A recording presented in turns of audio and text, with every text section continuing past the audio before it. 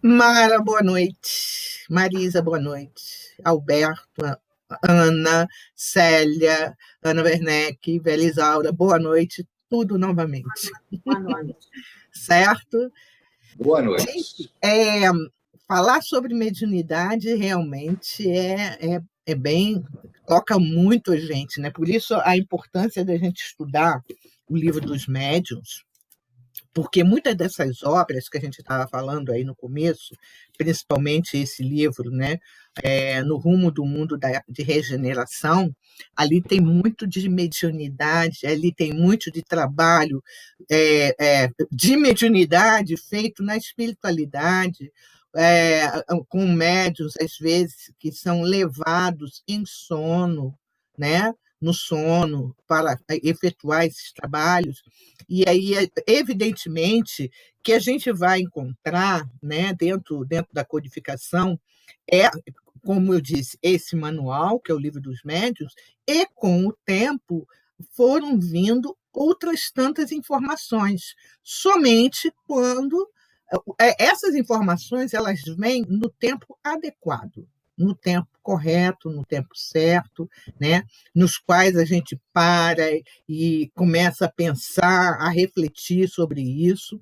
E dentro desse estudo nosso, do maravilhoso, sobrenatural, aonde nós estamos, nós vamos vendo o cuidado que Kardec tinha exatamente para começar a falar ou trazer sobre a questão da mediunidade, porque é uma linha muito tênue a questão da mediunidade. É um tema muito, assim, de muita responsabilidade, né?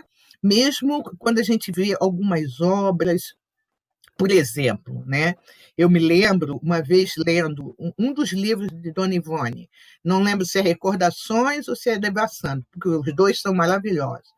Aí ela descreve que tem uma senhora que é negra, com um panelão de feijoada, e ela estava cozinhando com uma colher de pau, mexendo lá o feijão, e logo depois tinha tipo um pequeno barraco, uma pequena casa, com as portas e janelas abertas, né?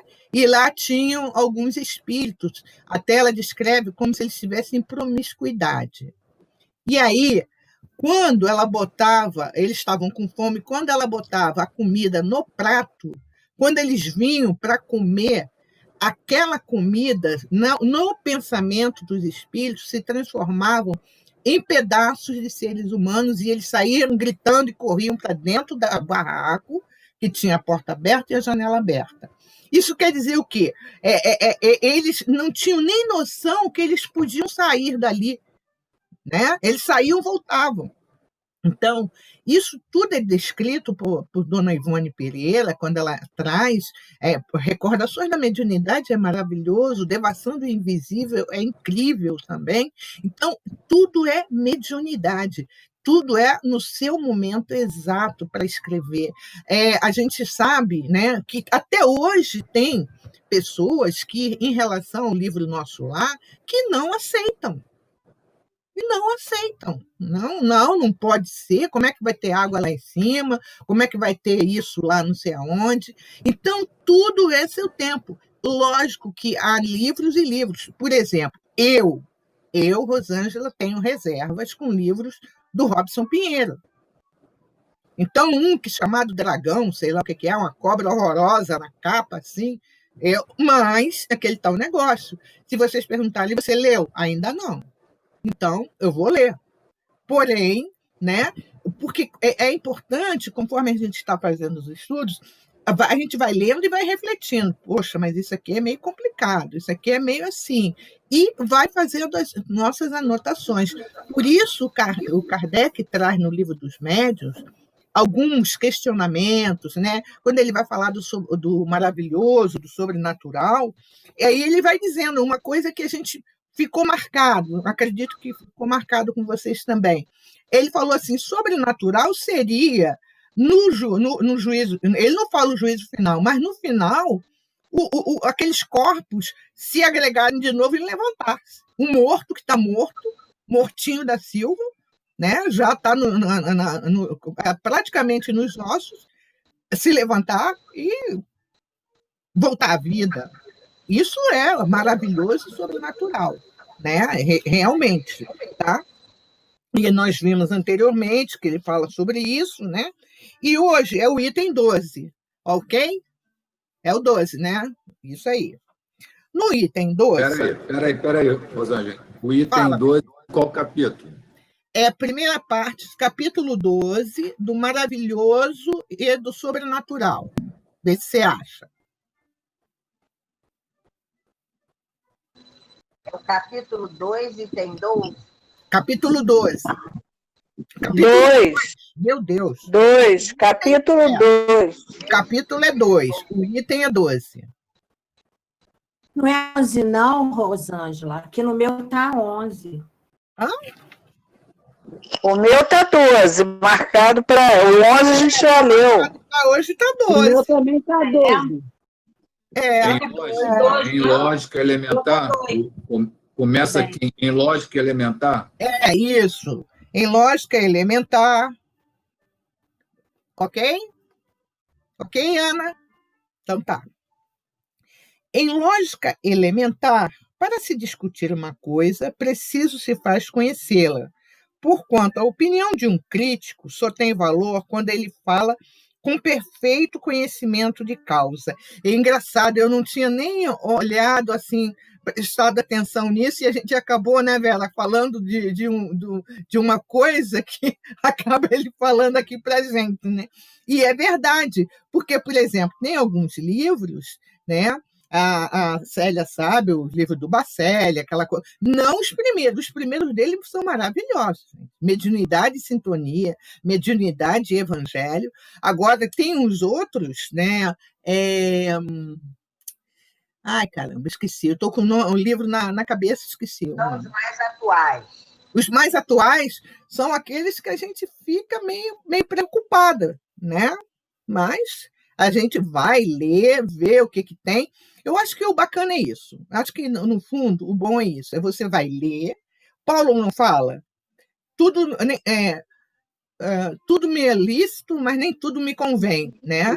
É aí, Rosângela, que você tem que ler. Eu nunca li também. Que a gente fala assim, eu não gosto de Robson Pinheiro, eu também não gosto.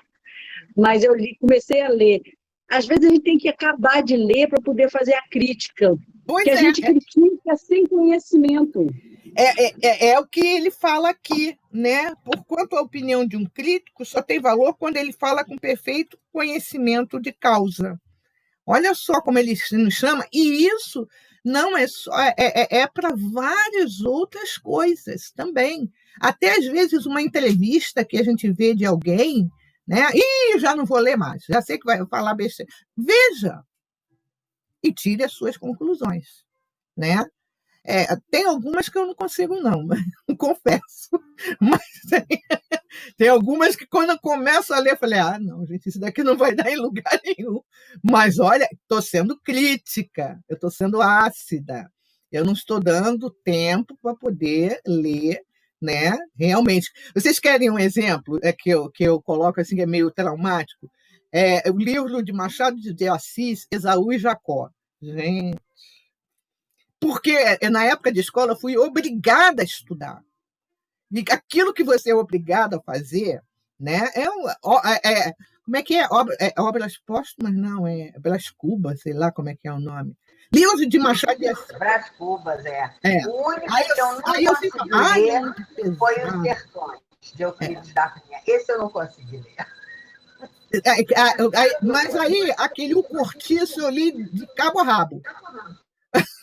Entende? Quer dizer, olha só como é que é a coisa, né? Então, é importante, sim, como ele diz aqui para nós, né? Ele diz assim, conhecê-la, porquanto a opinião de um crítico só tem valor quando ele fala com perfeito conhecimento de causa, né? Por isso que, muitas vezes, como espíritas, algumas informações não dá para a gente falar assim, eu acho que é isso. Aí a gente tem que estudar, principalmente dentro do livro dos espíritos, a codificação é muito importante. Não que a gente não vá falar, eu acho que é isso, né? Mas se nos propomos a estudar, aí a gente tem que ir estudar, né? Lógico que tem livros que, às vezes, é muito complicado. Por exemplo, não vou falar que é fácil estudar Joana de Ângeles, eu estou estudando no CEOI. Porém, estou estudando agora e muitas das informações dela, principalmente a gente vai terminar o Plenitude, né, que foi extra, né, um estudo extra. Nossa, mãe, que eu parei e falei assim, gente, eu não sabia que tinha essa informação, que dá para você, porque você está num grupo e a pessoa lê e você interpreta, o outro interpreta e você casa as coisas, aí você capta. Por isso que estudo em grupo é bom, é muito importante, porque você sozinho, você fica encucado com aquilo. Mas o que ela quer dizer aqui? Será que ela quer dizer isso? Ou ela quer dizer aquilo? Ou não sei o quê? Né? Ela é muito severa. Não, ela traz as coisas como tem que trazer mesmo. Esse livro Plenitude, ele é uma maravilha. Ele é uma maravilha. Ele é para ser lido, relido, ser estudado, parte a parte, capítulo, e como todas as obras psicológicas dela. Evidentemente que ela vai mexer muito no eu. E quem de nós quer realmente mexer no próprio eu? Né? Fazer esse mergulho dentro da gente e mexer. A gente sente essa dificuldade, né? Continua. Então, somente sua opinião, embora errônea, poderá ser tomada em consideração. Que peso, porém, terá quando ele trata do que não conhece, né? A legítima crítica deve demonstrar não só erudição, mas profundo conhecimento do objeto que versa, juízo reto e imparcialidade a toda a prova, sem o que qualquer menestrel poderá arrogar-se o direito de julgar Rossini e um pinta-monos o de censurar Rafael. Eu achei esse pedaço dele fantástico. Rossini foi Giaconin. Antônio Rossini foi um compositor erudito italiano, muito popular em seu tempo, criou 39 óperas. O Pinta-Monos é um mau pintor, tá? E Rafael é Rafael Sanzio, pintor, escultor e arquiteto italiano. O seu gênio reunia todas as qualidades: perfeição no desenho, vivacidade dos movimentos, harmonia das linhas, delicadeza do colorido. Deixou grande número de obras. É considerado poeta pintura, como Ovídio foi considerado o músico da poesia e como Chopin é considerado o poeta da música. E aí me fez lembrar que eu tenho, quer dizer, né? Eu tenho um amigo que eu esqueci o nome dele, que eu desde manhã estou tentando lembrar o nome dele. Ele não é daqui de Teresópolis. Ele veio para Teresópolis, já deve estar fazendo uns, sei lá, uns 15, 18 anos, 20 anos. Eu sei que acho que foi ele que pintou o teto da capela da igreja São Judas Tadeu, se eu não me engano. Gente, às vezes eu falava para o Fábio, né? Eu falei, meu Deus do céu, esse menino, ele pinta de uma forma, a beleza da pintura. Se eu encontrar, depois eu vou botar para vocês, e também se eu lembrar do nome dele, né? A beleza é de uma beleza, as cores, uma vivacidade, que eu até brincava com o Fábio, eu falava assim, sei não, mas eu acho que esse menino aí é a reencarnação de um desses pintores clássicos, porque é algo assim fenomenal, algo maravilhoso, né? E ele não é muito reconhecido no Brasil. Os quadros dele são vendidos muito lá fora. Olha só que interessante, né? E ele é totalmente assim. Nós estivemos na casa dele, ele, quando recebeu a gente, todo cheio de pintura, era época de frio, com a meia, a calça furada, não sei o quê. Olha, de de uma simplicidade, mas de uma beleza, assim. Nós tivemos no lugar, né, onde ele faz o trabalho dele, aquela coisa toda, que é encantado. Tem uma banda, né? A banda é de rock progressivo, mas não é nada dessa coisa. Ele é baterista da banda, né? Ainda baterista dessa banda de rock progressivo, mas muito, fantástico.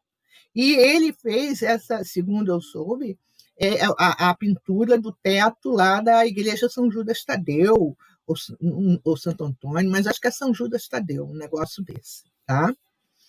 Aí ele continua dizendo: assim, o Espiritismo não aceita todos os fatos considerados maravilhosos ou sobrenaturais. Longe disso. Demonstra a impossibilidade de grande número deles e o ridículo de certas crenças que constituem a superstição propriamente dita. É exato que, no que ele admite, há coisas que, para os incrédulos, são puramente do domínio do maravilhoso ou, por outra, da superstição. Seja, mas, ao menos, discute apenas esses pontos, porquanto, com relação aos demais, nada há a dizer e pregais em vão. Atacando o que ele próprio refuta, provais ignorar o assunto e os vossos argumentos erram o alvo. Porque a época de Kardec, principalmente quando da codificação, eram muitos os detratores. Tanto é que tem um texto sobre os detratores em obras póstumas. Eram muitos, eles não queriam saber, atacava mesmo. Isso não pode, isso é impossível, não sei o quê, aquela coisa toda, né? Então, é aquilo que a gente está falando, né? É você estudar e conhecer, para poder conhecer isso daí, né? Continua ele. Porém, até onde vai a crença do Espiritismo? Perguntarão. Lede, observai e sabeloeis. Ora, o Espiritismo, que entende com as mais graves questões de filosofia, com todos os ramos da ordem social... Rosângela, você pulou uma frase. Ah, pulei? Pulou uma frase até que eu sublinhei. Espera que aqui está um vento, saiu da página. Pulou. Ou então, não. Só com o tempo eu estudo. Oi? Só com o tempo eu estudo, depois de sabeloeis. Isso, é isso mesmo. Tá. Acho que foi no mesmo instante que meu gatinho miou, eu já ia levantar para fechar. Só com o tempo e o estudo se adquire o conhecimento de qualquer ciência. Isso é importantíssimo. Outra coisa, quero pedir a vocês, sempre que acontecer isso, realmente me corrijam, porque às vezes são frases muito importantes para a gente poder conversar sobre isso, tá? Então, vamos lá. Só com o tempo e o estudo se adquire conhecimento de qualquer ciência. Isso aqui é uma frase muito importante, porque é verdade. E realmente, você não vai conhecer uma ciência, né, ter qualquer ciência, se você não estudar e não tiver o tempo e o estudo dessa ciência.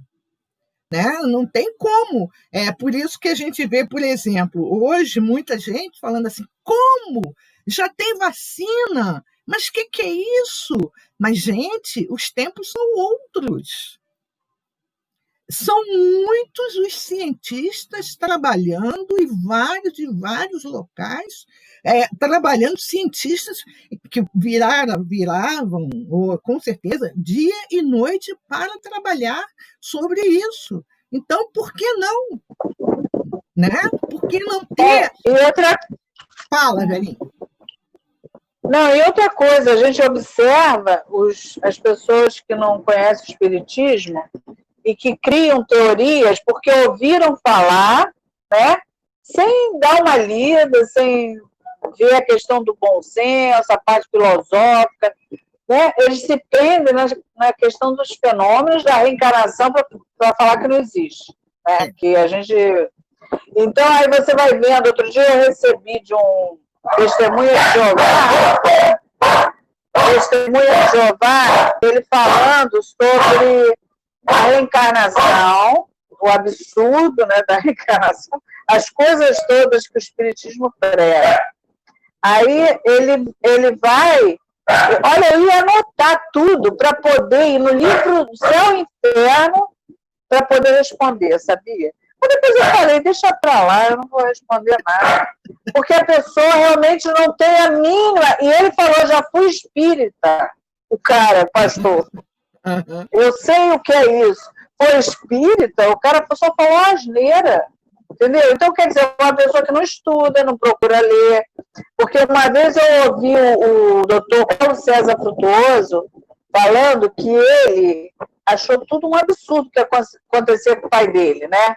Quando ele resolveu pegar os livros e ler, e entender. Aí, olha a diferença de uma cabeça mais aberta. Com certeza, é isso que ele está falando aqui, né?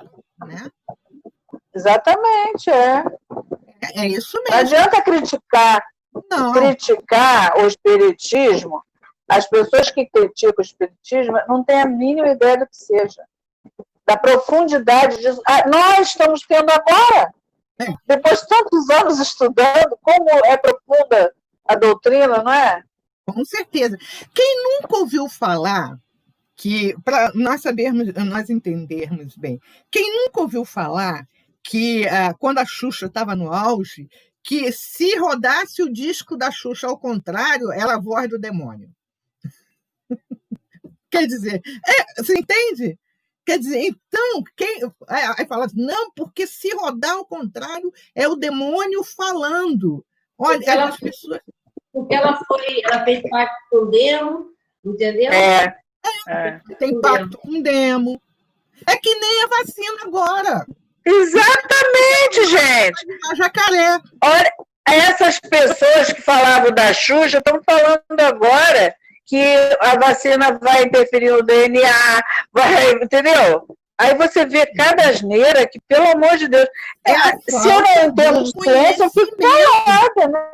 Com certeza. É a falta do conhecimento, gente. Não quer dizer que eu vou me vacinar e amanhã eu vou sair eu vou lá para o Green Fruit sem máscara, sem nada. Nunca. Imagina. Não é assim que a coisa funciona. Não é dessa forma que funciona. Como a gente vê as obras, se a gente estuda tanto o livro dos médiuns, o livro dos espíritos, o evangelho, vai.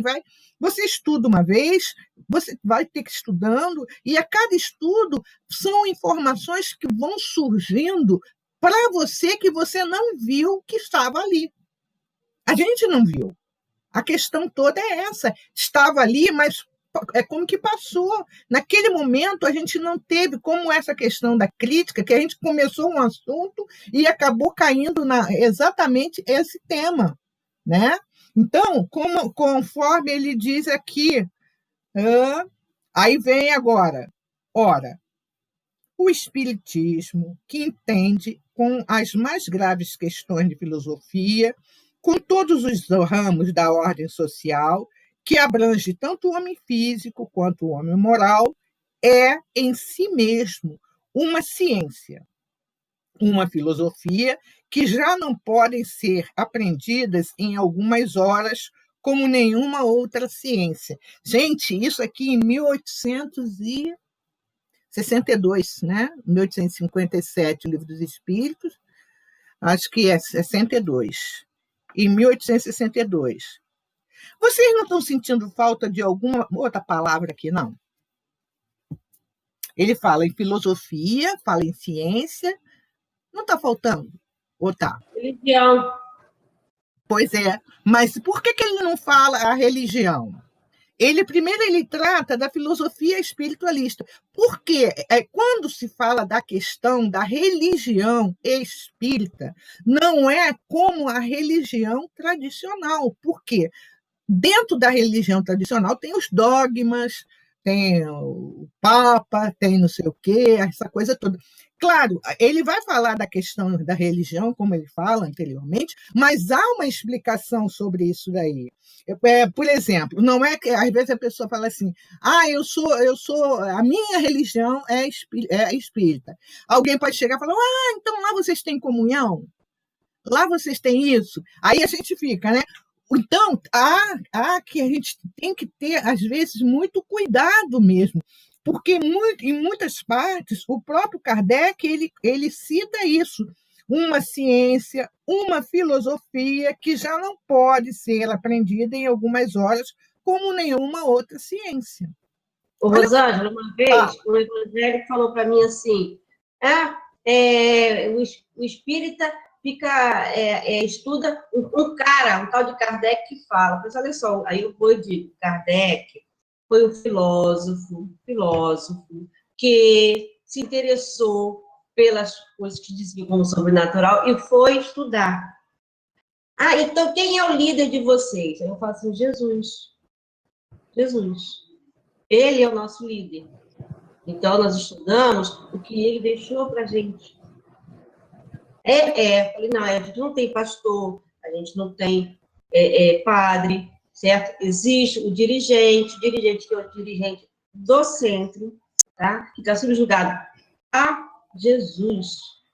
Jesus é o nosso mestre. É a ele que nós aprendemos e estudamos chegar até ele, hein?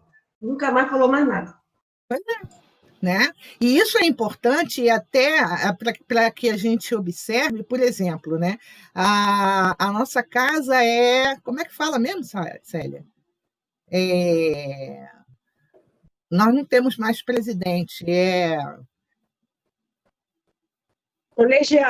colegiado. Divide-se, né?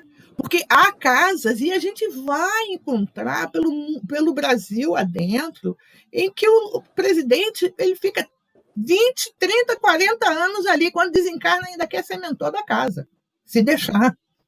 Só não leva as chaves porque ele não vai poder fazer nada com a chave. E isso acontece, né? Porque fica nessa... Então, o que é a doutrina espírita? É a codificação do que os espíritos, das mensagens que os espíritos trouxeram a Kardec, das perguntas que ele fez. Tanto é que, eu não sei se é no livro dos Espíritos, que ele... alguém vê... por exemplo, aqui...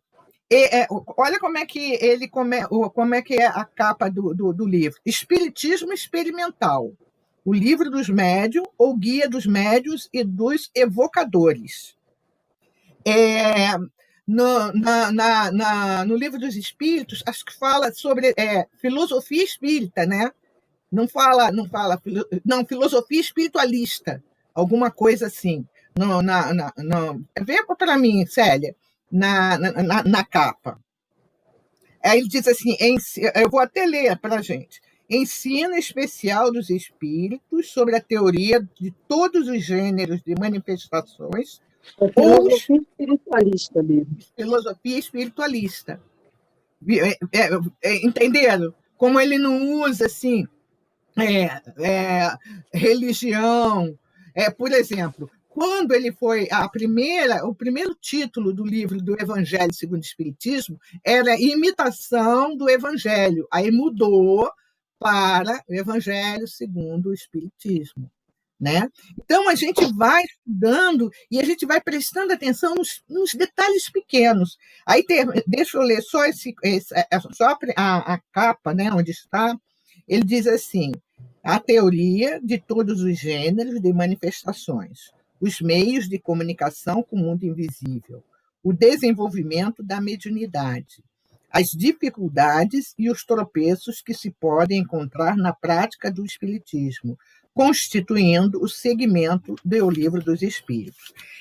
Aqui entra até uma questão que a gente não vai discutir agora, que a gente vai ver durante o estudo.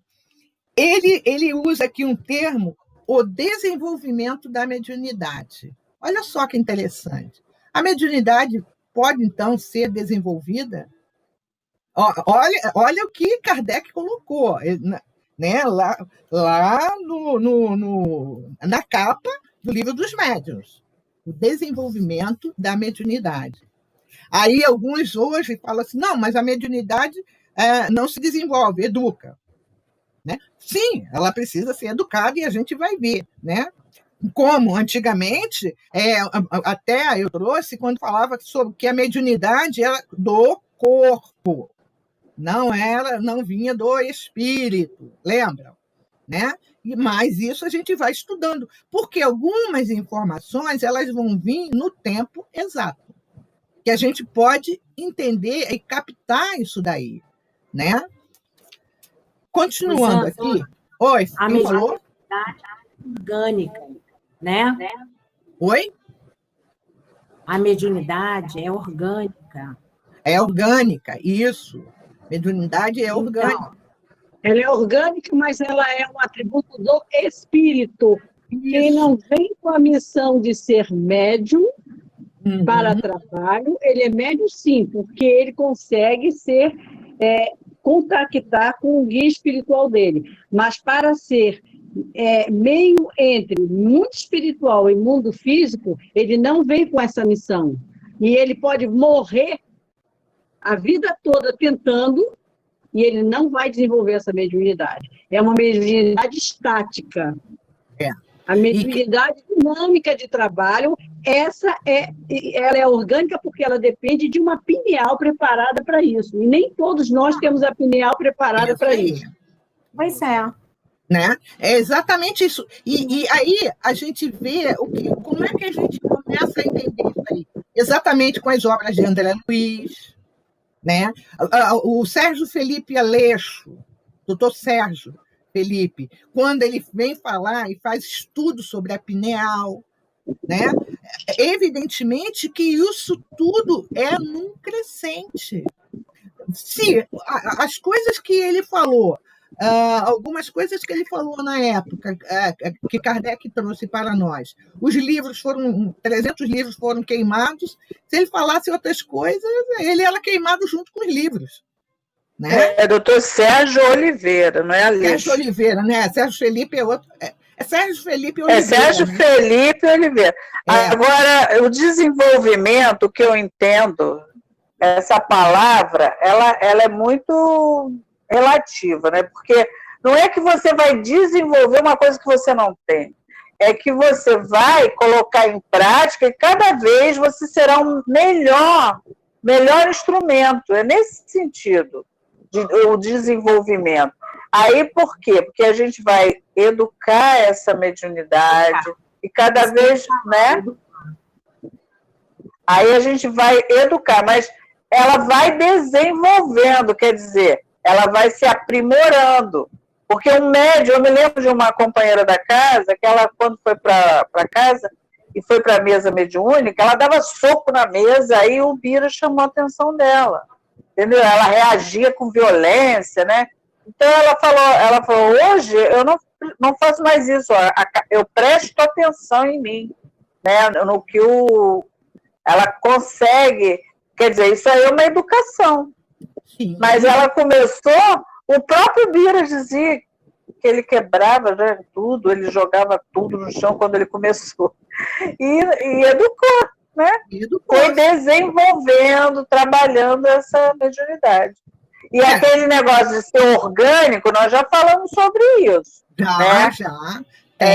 Porque mesmo desencarnado, existe a mediunidade, não é no organismo físico. O organismo físico vem preparado para transmitir essa mediunidade. E é o que no livro, voltando ao livro, né, no rumo do mundo de regeneração, nossa, há muito trabalho nisso a nível espiritual. Reuniões mediúnicas no plano espiritual.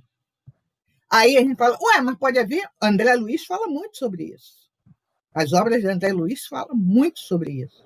Quantas reuniões mediúnicas, né? Aí vocês me fizeram lembrar um fato que o doutor Bezerra, à época, né? Ele era sei lá, uns falam que é esclarecedor, dialogador, alguma coisa assim, né? E aí diz que um médium, né, acabou tendo uma certa incorporação e nada do espírito querer ir embora. E o espírito falava besteira, ele falava e falava. Aí o doutor diz que, segundo, acho que em recordações, lindos casos, não é de Chico, não, mas é de Bezerra de Menezes, sim, né? E que o doutor Bezerra virou e falou assim: olha, se você não for embora agora, eu vou chamar a polícia. E diz que ele grita, o doutor Bezerra fala: polícia! Aí que o espírito vai embora, né? Ali naquela Avenida Passos, ali tinha o porto, aquela coisa toda, né? Então foi um espírito que tinha uma vida meia tumultuada e queria tumultuar aquela coisa toda, né? E que ele virou e falou: se não for, eu vou chamar a polícia. E ele chama. E o espírito sumiu, né? Porque tem, quer dizer, e a autoridade de quem era, né? Doutor Bezerra, nossa, era a autoridade, né? Ele, como estava encarnado, fazendo aquele trabalho, tá?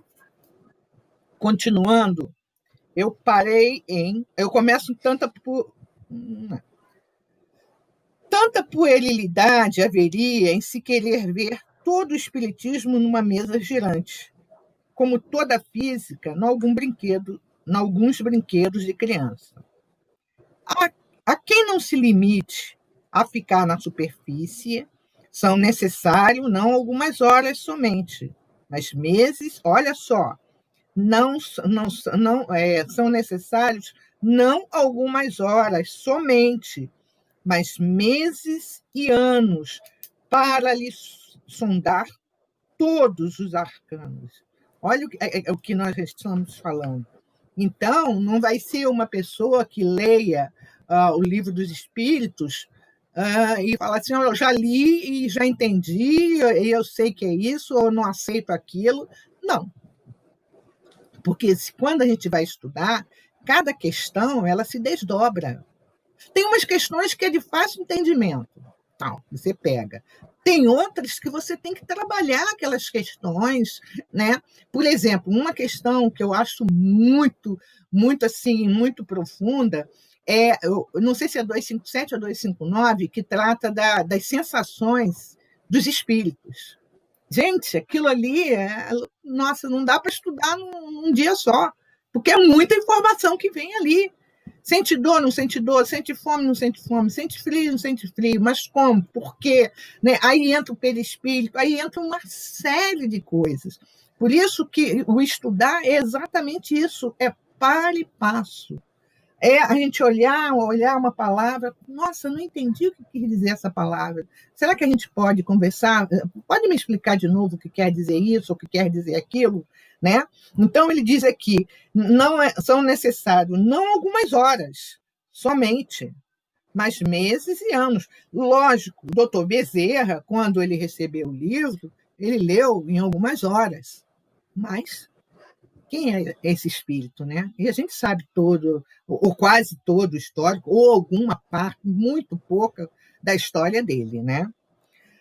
Por aí se pode apreciar o grau de saber e o valor da opinião dos que atribuem o direito de julgar, porque viram uma ou duas experiências, as mais das vezes por distração ou divertimento, que era, ele fala principalmente aquela época, né? As pessoas iam para reunir, para ver aquilo ali, ou se distraíam, era divertimento, achava engraçado a mesa pular, ou a mesa fazer isso, a mesa sair correndo, ou um médium, muitas vezes, tinha um médium famoso deles, que ele levitava, que chega, ele ia até o teto, né? Dirão eles, com certeza, que não lhes sobram lazeres para consagrarem a tais estudos todo o tempo que reclamam, né? Porque aquilo que foi a Eliane estava falando, né? Quando a pessoa fez aqueles questionamentos, né? E que é verdade, você tem que estudar, não? E principalmente o espírita. O espírita não pode ficar como se... acho que é o Assis que fala, né? Como se você estivesse na igreja, igrejinha. Vou lá, tomo passe, tomo água fluidificada, ouço a palestra e vou embora. Não, não é mais isso. Né? Tanto é que muito espírita agora deve ter compreendido, né? Porque a gente não está tomando passe. E até agora as pessoas estão morrendo de Covid. Não vi nenhuma que tenha morrido por falta de passe. Né? Então, quer dizer, é para a gente parar e falar, opa, então, quando não tiver médio suficiente ou alguma coisa, chegar e falar assim, olha, é passe coletivo. Acabou. Pronto. Ah, mas se eu não tiver aquele passista que bafeja, que faz aquelas coisas todas e que toca castanhola, não sei o quê, aí é um passe bom. Não tem mais. E aí? E agora? Será que tem alguém que está doente porque não está tomando passe? Não, não tem. Porque a gente pode sintonizar com o nosso anjo da guarda. Nesse momento que a gente está aqui reunidos, quantos de nós estamos recebendo da espiritualidade maior um passe? Ou energias que vêm do mais alto, quantos estão sendo retirados de nós energia para ser levado a outros lugares, para pessoas serem atendidas? É importante o contato social? Claro que é, mas estarmos num grupo, estudando, conversando sobre um tema sério, também é importante. Né? Então, ele diz assim, está bem, nada a isso os constrange. Mas quem não tem tempo de aprender uma coisa não se mete a discorrer sobre ela, e ainda menos a julgá-la, se não quiser que o acoime de leviano. É aquilo, né? Eu quero falar sobre uma coisa, eu vou ter que estudar. É como a gente, quando vai fazer um estudo, ou quando a gente vai fazer uma palestra, ou quando a gente vai falar alguma coisa, né? A gente é preciso estudar. Né? E muitas vezes a gente ainda, algumas vezes, dependendo do assunto, você ainda fica meio receoso, né? Mas aquilo que a espiritualidade nos informa. Se você vamos dizer, vai fazer um estudo, vai fazer uma palestra, alguma coisa, se você estuda, eles veem a sua seriedade, vão te ajudar. Já aconteceu comigo, e quem faz, ou alguém que faz estudo, já aconteceu comigo de eu preparar uma palestra toda de um jeito, na hora, por algum motivo que eu não sei, ela vai por um outro lado. Não sei. Mas aquilo que eu aprendi está guardado. E é isso que os amigos espirituais eles vão acionar em você. Né? O próprio Divaldo fala das experiências dele, que teve uma vez que ele foi fazer uma palestra, nem se deu o trabalho de ver o que era. Porque ele falou, Joana vai estar lá, foi chegando a hora, nada dele sentir Joana perto dele, e nada, e no finzinho, ele de pé no microfone, ela virou para ele e falou, nunca mais na sua vida faça isso. Nunca mais deixe de estudar esperando que eu apareça. Ele nunca mais deixou de estudar. Né? Ora, continuando. Ora, quanto mais elevada seja a posição que ocupemos na ciência, tanto menos excusável é que digamos levianamente de um assunto que desconhecemos. Né? Por isso que a gente para e a gente pensa, né? Nossa, mãe, tem tanta coisa aí que as pessoas... Olha, é só você ir para o Facebook, para o Instagram, eu me divirto, gente. Eu agora estou na fase do divertimento. Aí eu vou ler as coisas, é cada absurdo que tem lá, que parece... Eu me lembro, mas não foi no Facebook, não. Foi um comentário, acho que foi, um comentário de alguém, quando o Brasil perdeu uma Copa, não sei quando, a pessoa falou assim, não, porque o fulano, que era, não lembro quem era o técnico, ele recebeu o dinheiro e botou no bolso. Parecia que a pessoa estado ali junto e viu o fulano receber dinheiro e botar no bolso. Né? Lógico que a gente vê algumas pessoas com dinheiro em roupa íntima, tá? Mas que é filmado, essa coisa toda. Mas, por exemplo, eu não posso falar mal de uma coisa que eu não conheço. Agora,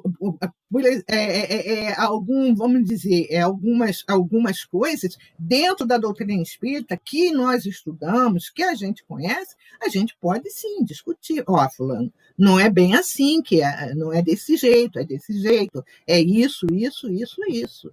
Né? Agora, tem outras coisas que não tem como. Né? Eu me lembro que, na época que eu fui, quer dizer, que fui católica, não, né? Eu gostava de ir à igreja comer hóstia. Gente, eu adorava uma hóstia, né? Aí, na hora que falou que eu tinha que me confessar, parei de ir na igreja. Porque aí, os meus pecados, então, eu vou ter que escolher, não posso comer. Mas eu adorava aquela hóstia, ela desmanchava na boca. Eu nem sabia por que eu estava, sabe? Olha só, olha a santa ignorância minha, né? Mas, e é isso mesmo, né? Eu não posso discutir, porque é que nem uma vez eu vi, né, uma entrevista do padre Fábio de Mello, ele dizendo o seguinte: as pessoas cobram por que o padre não pode casar? Porque o padre, se ele não casar, como é que ele vai saber de família? Ele falou assim: olha, quando eu entrei na congregação, na ordem, era assim, é assim. E isso não é assim há um ano, é há milhares de anos. Então, quem vai ser padre sabe que não há casamento. Faz parte dos postulados dele. Né? É que nem, desculpa até usar esse termo, é que nem a pessoa que entra numa instituição, vamos dizer, militar, sabe que vai ganhar R$400. Não se conforma. Aí vai fazer bico fora, vai não sei o quê, essa coisa toda. Eu ganho muito pouco, então bem que você fez um curso. Quando você ia entrar, estava lá escrito, vai ganhar R$400. Não há desculpa. Né? Então, a questão é essa aí. Tá? E aqui ele diz assim: resumimos nas proposições seguintes o que havemos expendido. Primeiro, todos os fenômenos espíritas têm por princípio a existência da alma, a sua sobrevivência ao corpo e as suas manifestações. Isso a gente não tem nenhuma dúvida. Né? 2. Fundando-se numa lei da natureza, esses fenômenos nada têm de maravilhoso nem de sobrenaturais. Muitos fatos são tidos por sobrenaturais porque não se lhes conhece a causa. Atribuindo-lhes uma causa, o espiritismo os repõe no domínio dos fenômenos naturais. Claro, né?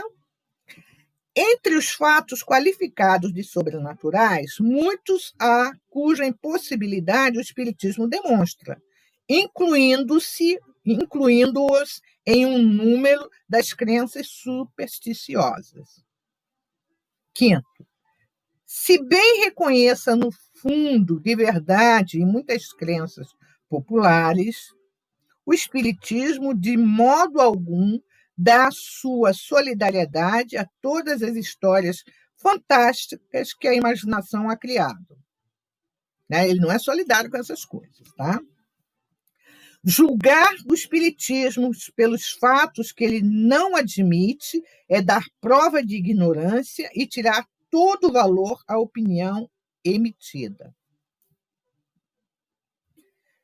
7º, a explicação dos fatos que o espiritismo admite de suas causas e consequências morais forma toda uma ciência e toda uma filosofia que reclamam estudo sério e perseverante.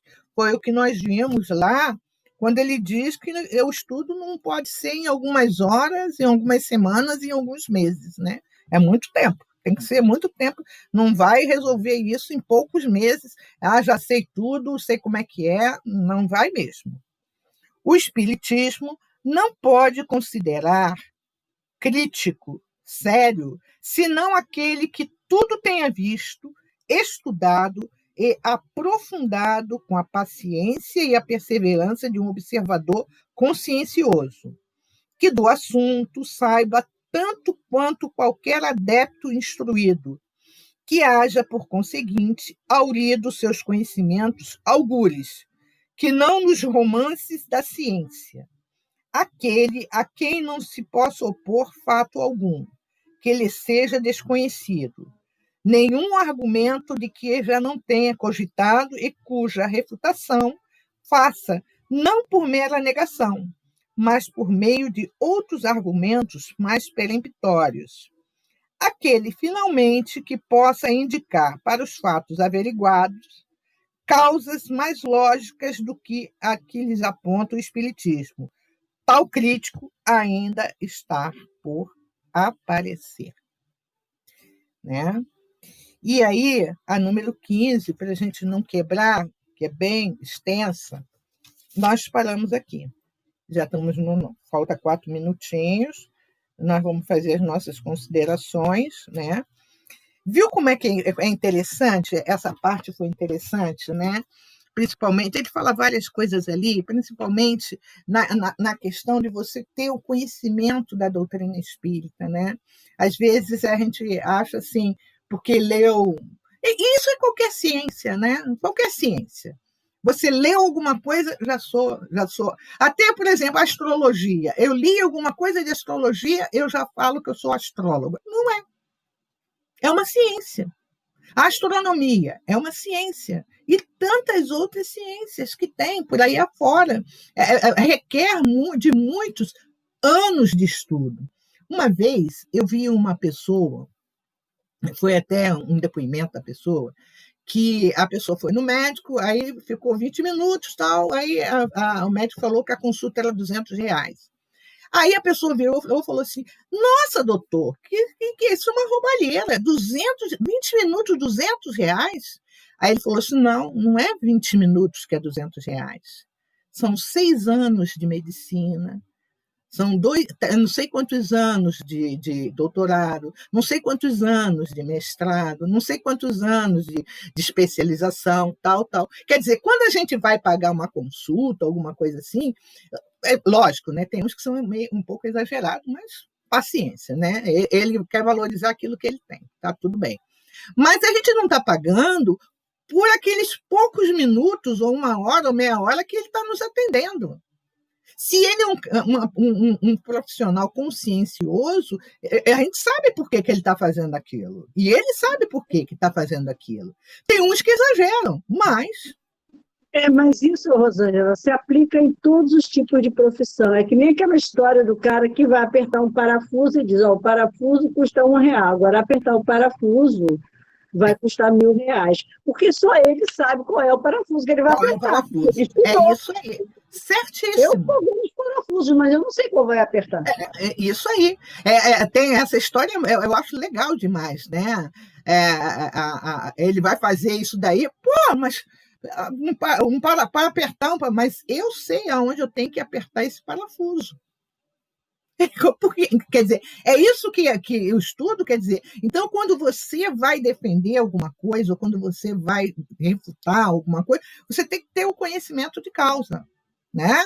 Realmente o conhecimento de causa. Não, é isso por isso, né? Não, acho que é isso que eu acho que é isso. É por isso que a gente sempre procura falar assim com o espírita, a responsabilidade como cristãos e espíritas que nós temos de passar as informações corretamente, como que tem que ser, não sabe? Então, mas para que a gente faça isso, a gente precisa estudar. E muitas vezes são horas, sim, semanas, meses e anos. Eu queria a consideração de cada um de vocês, que eu já falei muito. Vamos lá, Ana Brito.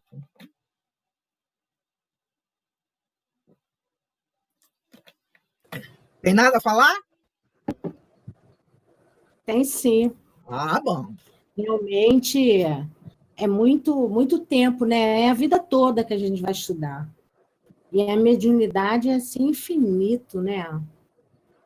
a gente, a gente vê que cada reunião nunca é igual a outra, a gente sai com outra visão, outro conhecimento. Eu acho que é tudo, né? A gente vai assistir uma palestra que pode ser o mesmo tema, que nós já vimos, que nós já estudamos. A pessoa vai dar um enfoque bem diferente, sempre acrescenta alguma coisa. Então, é infinito. O estudo é infinito. A gente vai partir, vai voltar estudando novamente. Vai continuar estudando lá também, né? A gente sabe que o grupo também estuda lá. Lá também. Lá continua estudando. Lá continua estudando, como eu lembro do meu bem, que ele botou assim, revendo alguns conceitos. Você achava que era aquilo e você chega e vê que não é aquilo. Ele é muito mais amplo. O próprio, eu creio que é Jung que fala que algumas coisas, assim, se ele tivesse mais tempo, ele faria diferente, né? Mas faz parte, né? Alberto. Essa parte aí que Kardec nos traz, né? Essa abordagem dele no livro dos Médiuns, eu acho que ele tinha uma preocupação, como a doutrina espírita era uma coisa muito nova, a relação com os espíritos era uma coisa muito inédita, né? Já se praticava a relação com o espírito há muito tempo, mas trazer à tona o entendimento mais detalhado. Então, ele veio com muito cuidado, desmistificando muita coisa, preparando o terreno para que aqueles detratores, aqueles adversários, olhassem com nova perspectiva. Porque a tendência à superstição, a tendência à contestação, a achar que esse assunto, é um assunto ilusório, que não existe, isso já naquela época. Porque hoje ainda tem gente, né? A Vera mesmo comentou, acho que foi Vera que comentou a questão do pastor. Então, a gente vê que até hoje ainda existem pessoas que não têm o entendimento. Então, ele foi muito cuidadoso na época, por exemplo, nesses 15 itens aí, né? Ele vem passo a passo mostrando, questionando, né, as pessoas que, porventura, não estão olhando com o prisma de ver ter a real ideia, o real posicionamento em relação ao entendimento da nossa relação com os espíritos. E aí ele traz isso no Livro dos Médiuns, buscando esse esclarecimento, esse alerta, né? Porque era uma coisa muito nova. E para hoje, que já passou cento e poucos anos, ainda é muito novo para muita gente, né?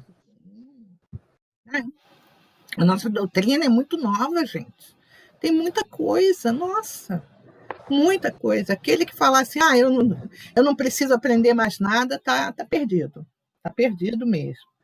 Célia. Olha, eu acho que está tudo certo. Está tudo no tempo certo. Nós tivemos Moisés, depois teve Jesus, aí depois vieram os espíritos, todo aquele período que a igreja matou, nunca ninguém matou tanto por Deus como a igreja. Foi a religião que mais matou, mais do que o islamismo. E aí fica todo mundo calado.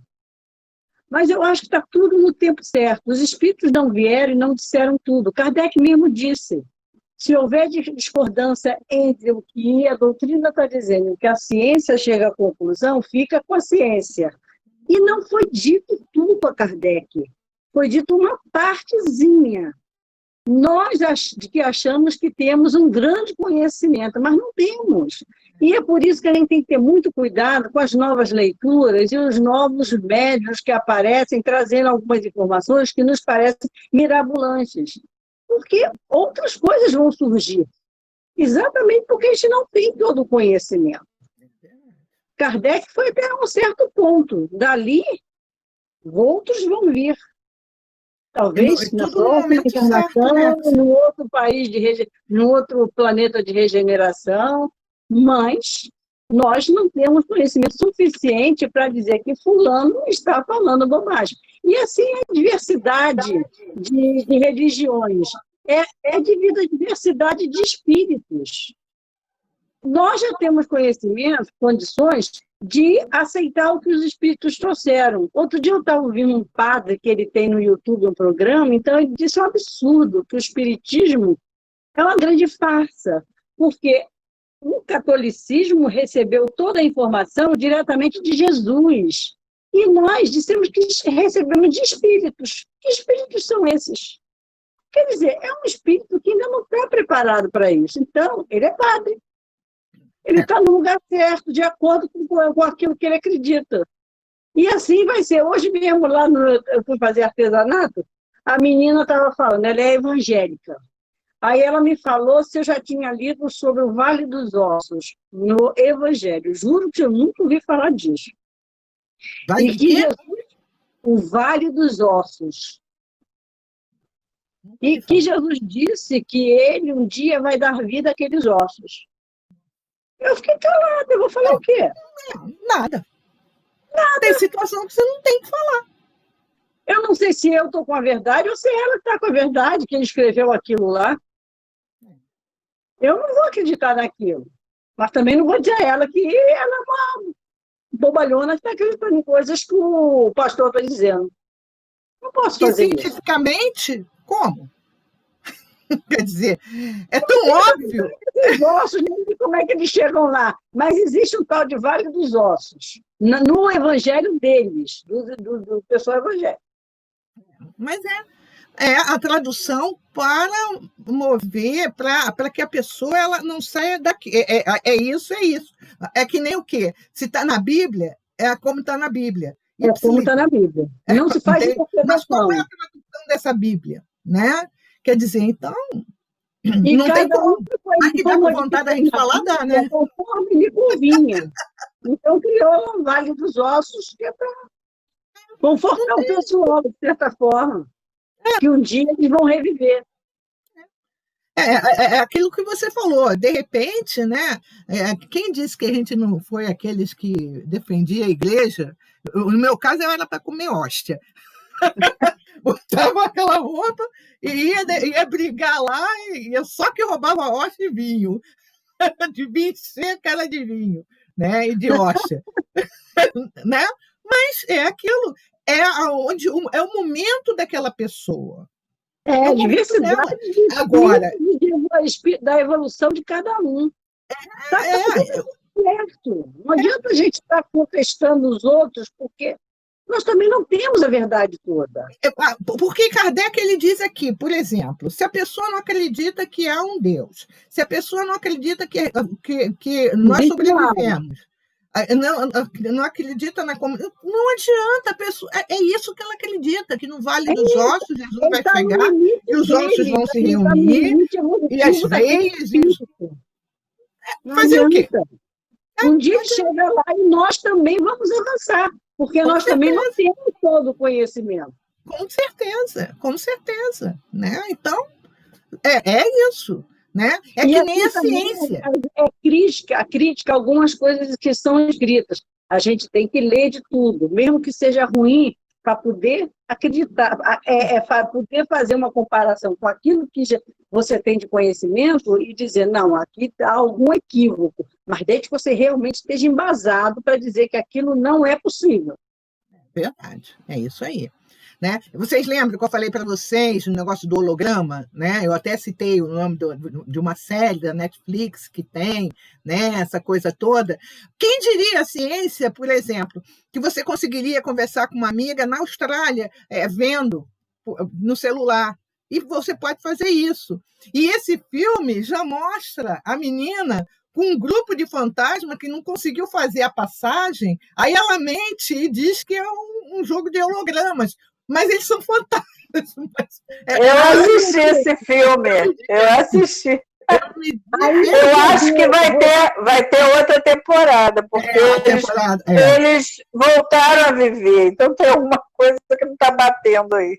Não, ali... Pode mandar o nome do filme? Mando.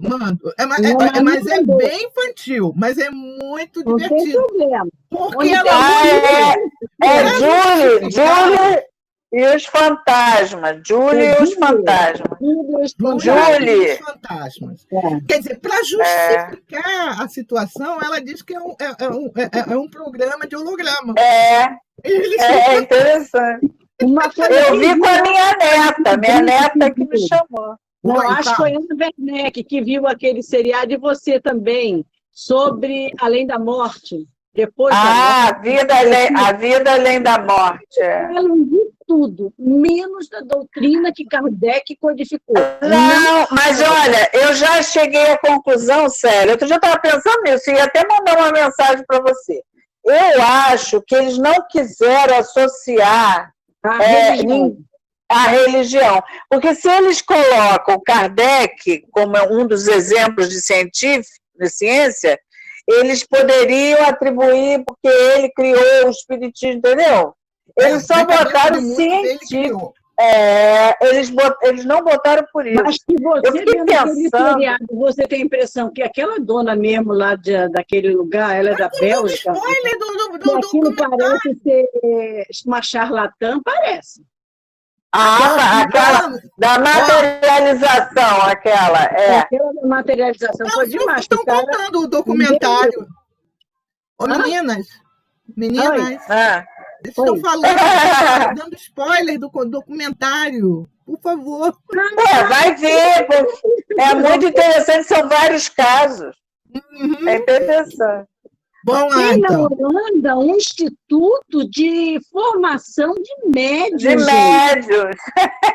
Provavelmente não veio. É na Austrália, né? O Bira falou para mim.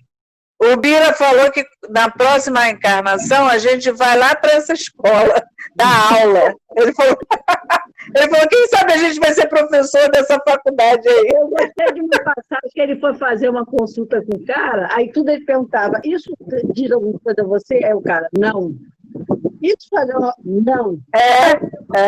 Assim, então vamos parar por aqui que eu não vou conseguir nada. O cara dizendo. Mas você vê que as redes sociais interferem, tá vendo? Como as redes sociais, hoje em dia você não pode mais confiar no que diz um médium, porque ele vê tudo nas redes sociais lá. Tudo que a gente Estava tudo no YouTube, tudo. Estava tudo lá. A família, para averiguar, estava tudo no YouTube. A vida da dona, o que estava no cardápio do restaurante, que ele disse que era uma coisa assim do outro mundo, que ele estava adivinhando, tudo mentira. E ela não trabalha, assim, o espírito falando por ela falando o que o espírito está passando para ela. É o espírito que fala. Então, ela tem sempre um espírito tipo guia, uma criança, que é o Tony, né? E depois vem uma mulher. É sempre eles três que falam, sempre. E a gente e a gente observa, há uns 2 anos, apareceu uma propaganda muito interessante, eu não sei se é holandês ou alemã. Essa propaganda parava a pessoa na rua e falava, o seu nome é fulana de tal? Ah, tá. O seu CPF é tal, assim, assim. Aí a pessoa sentava ali e a pessoa, você na sua conta tem isso, assim, assim, assim, tal, tal, tal, né? Resumindo a história, daqui a pouco cai o pano, está cheio de computador. Nós estamos na rede. As pessoas podem entrar e muitas saberem o nosso CPF, saber. Tem um caso que a moça tinha uma borboleta, uma tatuagem de borboleta nas costas. Eles sabiam porque ela tinha colocado a tatuagem numa dessas redes. Isso. Nós estamos em rede. Oi, Alberto. Não, eu vou ter que sair aqui, tá? Tá. Esse exemplo que você está dando demonstra a nossa vulnerabilidade nas redes, né? Com toda certeza, né? Com toda certeza. Mas vamos lá para mim. É muito perigoso. É verdade, né? Ana Werneck, alguma colocação? Rapidinho.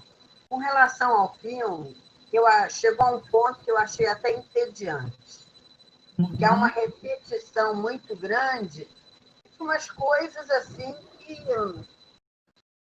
deixam muito a desejar, mesmo a parte científica, esquecendo a religião, o espiritismo, mesmo relacionada à parte científica, já que eles estudam tanto, tem até uma faculdade praticamente daquilo, eu achei uma coisa muito fraca, vamos dizer assim, em termos de conhecimento dessa parte do sobrenatural. Então, chegou ao ponto que ficou meio entediante. O documentário, né? O documentário. Tá. Ele é repetitivo. Fica muito tempo tá. naquela moça lá que é dirigente lá daquilo, né? É o conhecimento que eles têm lá ainda, né? E não vão, às vezes, as fontes como deveriam ir mesmo, né? Mas faz parte. Né? A gente sabe que... Pelo menos, né, há uma divulgação, né, dessa parte. Sim, com certeza, né? Porque agora, muitas vezes, lá fora, né, eles cobram por isso. Né? Então, a gente sabe, é a forma deles. O objetivo é diferente, é a adivinhação mesmo, né? Agora, você ia para comer hóstia na igreja, eu adorava ir à missa, eu li até aquela parte do evangelho para o padre na missa. Mas é porque eu gostava do menino que lia comigo. E já paquerava na igreja. Mas cada um tem um jeito mesmo. Pois é, né? Marisa, alguma colocação, querida? Bom, quanto aí à igreja, eu tinha a maior agonia daquele senta-levanta, abaixa, suspende, abaixa, suspende, abaixa, suspende, sempre errava o compasso. Quanto ao estudo, isso é inegável que a gente tem que estudar sempre, nossa lei é lei de evolução, a gente não conhece tudo, aliás, conhecemos só um pouquinho, porque se você olhar para a natureza e você ver como tudo isso foi criado, você não consegue realmente, né, ainda alcançar isso tudo. Então, é fundamental. E quanto a esse filme, eu só vi o primeiro capítulo, não vi mais. Mas eles só focaram aquilo, eu acho que eles têm aquele sentido crítico por trás. Eu acho que a gente está sempre nisso. É aquilo, estou mostrando, mas no fundo, não acredito muito. Né? E aí, de certa forma, eu acho que traz alguma coisa que aí cria curiosidade. Pode ser que as pessoas, né, vão buscar, que fiquem em dúvida. Despertem, né? Alguma coisa. Mas o última parte, Marise, vai ser a parte de reencarnação. Então, eles vão contar aqui 2 casos. Um é daquele aviador, daquela criança que foi ao aviador que morreu. E teve um outro também. Não sei se é daquele que era bombeiro em Nova York. Bob. Mas só que os meninos já estão rapazes, eles não lembram de mais nada. Aquela lembrança foi só até mais ou menos os 6 anos. Depois, aqui quase tudo foi embora. Depois eles esquecem. E bom, né? Porque senão, como é que iam sobreviver? Se tivesse exatamente com todas aquelas lembranças de outras vidas, né? Ia ser bem complicado. Eliane? Não tenho muito o que falar, não. Simplesmente, no filme também, eu achei muito cansativo, muito espetaculoso e me deu vontade de assistir mais. E documentário, né? Estudar e continuar estudando, ver se eu aprendo um pouquinho. Beijos. Mara? Você vê, deixa eu falar, você vê que o problema é do nível evolutivo do espírito. Nessa parte de reencarnação, os pais acompanharam tudo, conseguiram comprovar, inclusive alguns casos com aquele doutor Steve, né? Mas mesmo assim, ninguém virou espírita. Ninguém acredita na reencarnação. Não adianta. É uma coisa que só o tempo vai levar a pessoa àquilo. Só o tempo. Não tem como. Mara? Não tem nada a dizer, não. Não? todos nós falamos. Tá, então foi muito interessante, né, a gente fazer essas colocações, e você terminou com uma coisa que é interessante mesmo, né, Célia? E nem por isso as pessoas vão tornar-se espíritas. Algumas vão acreditar, outras não, e a vida é a vida que segue. Por isso, esses grupos que vão se formando lá fora, nos Estados Unidos, né, que alguns que vão para algumas partes da Europa, que estudam, mas muito reservadamente ainda, o espiritismo. É dessa forma mesmo, né? É dessa forma, a gente sabe, e enquanto isso a gente vai estudando e fazendo a nossa parte, que nós viemos fazer nesse planeta. Fala. Lá nos Estados Unidos ainda tem alguma coisa mais semelhante, porque a minha ex-nora está frequentando lá e ela diz que é bem semelhante, palestra, entendeu? Aí eles já estão começando a focar mais dentro da doutrina. Isso. Está sendo bastante. Os Estados Unidos é muito interessante, que é como se estivesse espalhando bem nos Estados Unidos. Eu participo de um grupo que tem duas amigas dos Estados Unidos que ela participa num grupo de estudos aqui no Brasil, né? Então, vai chegando lá, né? Mas, então, vamos terminar, vamos pedir. Eliane, faz a nossa prece de agradecimento, amiga, por favor.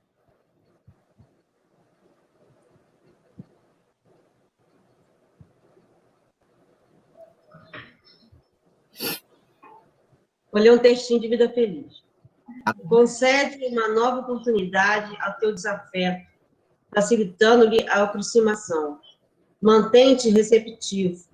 É possível que ele tenha mudado de opinião, reconhecido o erro e esteja aguardando um ensejo. Todos nós enganamos e desejamos ocasião para nos reabilitarmos. Se te encerras na mágoa e nada mais queres com ele, a tua é uma postura igual ou mais censurável que a dele. Não deixes que um capricho do amor próprio ou do orgulho ferido te roube uma excelente ensanha de ser vencedor em ti mesmo. Pai misericordioso de amor e bondade, nos agradecemos a oportunidade que o Senhor nos dá a todo dia de estudarmos, de nos melhorarmos, para chegar um pouco mais de Ti. Agradeço, Pai, por permitir fazer parte desse grupo, ao meu querido amigo espiritual, por me incentivar e não deixar que eu esqueça, não deixar que eu desanime, e sempre continuar, porque a doutrina espírita, para mim, é como um farol, e eu quero estar sempre com esse farol me iluminando a mim e a todos em minha volta. Obrigado, Pai. Peço que olhe por todos aqueles irmãos que, no momento, estão passando por alguma dificuldade física, emocional ou espiritual. Sabemos que tudo tem o seu tempo e tudo o seu merecimento. Mas vos peço, Pai, tenha misericórdia desses irmãos. Olhai por eles e o amparai, hoje e sempre. Graças a Deus. Obrigada, meus irmãos. Só um pouquinho.